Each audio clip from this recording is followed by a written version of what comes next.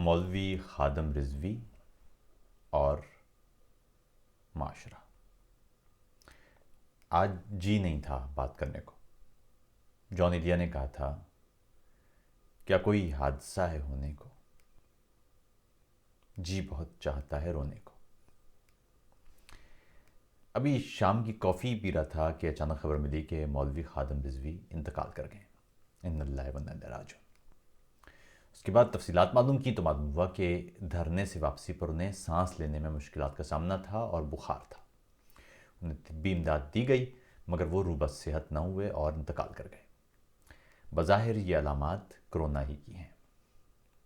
Twitter پر نظر دوڑائی تو کئی افراد نے خادم رضوی کا انتقال ایک وسیع تر سازشی نظریے سے جوڑ رکھا تھا، جس میں حال ہی میں فوت ہونے والے پشاور ہائی کورٹ کے جج وقار سیٹھ کے ساتھ اس فوتی کو جوڑ کر بتایا جا رہا تھا، اور کچھ یار لوگ تو باقاعدہ جشن مناتے نظر آئے۔ خادم رضوی کی وفات کے درپردہ حقائق کیا ہیں، ان پر تکے بازی کرنا یا یہاں وہاں کے سازشی نظریات پھیلانے سے بہتر ہوگا کہ ان کے اہل خانہ سے بات کی جائے اور اس موقع پر سوگوار گھرانے کے ساتھ تعزیت کی جائے، نہ کہ اس انداز کی جملے بازی سے انہیں تکلیف دی جائے۔ ہمارے ہاں خبروں پر چٹخارے لینے کی عادت اور مسالے دار نظریات پر فرضی تبصروں پر لمبی بیٹھکیں اب ایک عمومی بات ہے۔ حقائق کوئی نہیں سننا چاہتا، نہ حقائق سے کسی کا کوئی لینا دینا ہے۔ مگر ایک تو یہ خود جہالت کی دلیل ہے، اور دوسری جانب انسانی موت پر اس انداز کے چٹخارے خود آپ کی اپنی بے حسی اور سنگ دلی کا ثبوت ہے۔ خادم رضوی صاحب سے مجھ سمیت ہم سب کے اختلاف کا ہمیں حق حاصل ہے، مگر یاد رکھیے اختلاف ذات سے نہیں نظریے سے ہوتا ہے۔ فوت خادم رضوی ہوئے ہیں،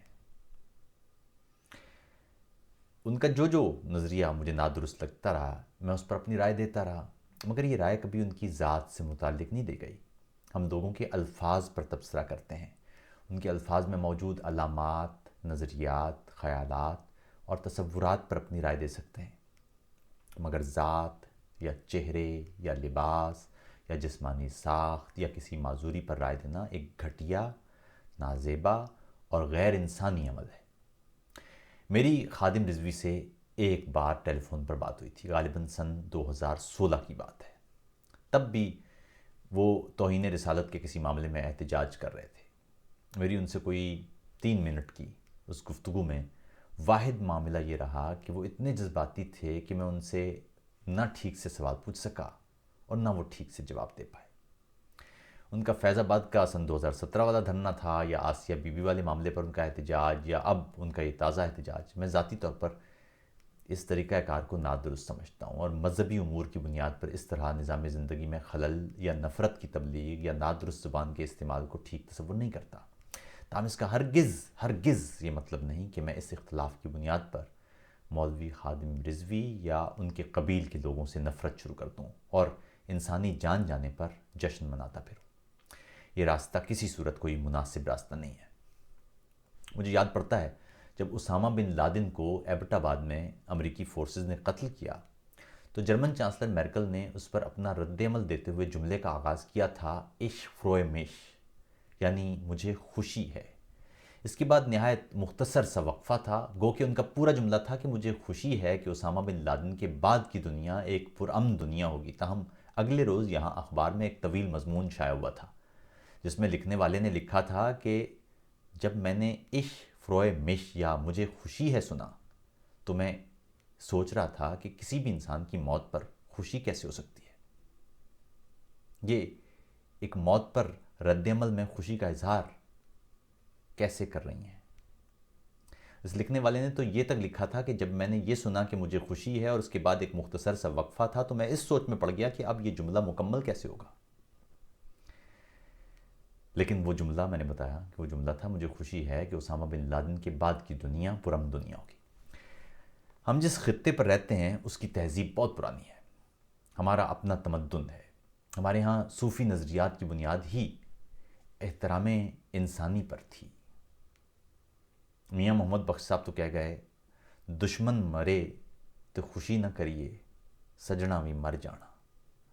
نظریاتی اختلاف کتنا بھی سنگین اور شدید کیوں نہ ہو، اسے ذات کی تضحیک اور توہین کے لیے استعمال کرنے سے گریز کیجیے۔ نفرت اور اختلاف میں یہی فرق ہے۔ نفرت کی بنیاد فقط جذبات پر قائم ہوتی ہے، جبکہ اختلاف کا ماخذ دلیل اور منطق ہے۔ خادم رضوی صاحب کی فوتی یہ ظاہر کرتی ہے کہ کرونا وائرس بھی دوسری لہر وہ کتنی خطرناک ہے۔ خادم رضوی صاحب کی عمر فقط 55 برس تھی۔ اس وقت کئی افراد ہیں جو نوجوان ہیں مگر وہ کرونا کی بیماری سے بری طرح متاثر ہو کر اذیت میں ہیں۔ اس وقت کرونا وائرس کی دوسری لہر دنیا بھر میں موت بانٹ رہی ہے، اور انتہائی ضروری ہے کہ آپ اپنی اور اپنے آس پاس کے لوگوں کی زندگی کے تحفظ کے لیے اسے سنجیدہ لیں۔ یہ وائرس نیا ہے، ہم اس کے بارے میں کچھ نہیں جانتے، اس سے بچنے کا واحد راستہ فی الحال احتیاط ہے۔ ایسے میں اگر آپ جان بوجھ کر لاپرواہی برتتے ہیں تو آپ نہ صرف اپنی زندگی خطرے میں ڈالتے ہیں بلکہ اپنے پیاروں کو بھی تکلیف دہ موت کی جانب لے جا سکتے ہیں۔ یہ ممکن ہے کہ مولوی خادم رضوی کو کرونا وائرس یہ بھی حالیہ دھرنے میں لگا ہو، کسی پیارے نے غربت میں ان تک یہ وائرس پہنچا دیا ہو۔ احتیاط کیجیے۔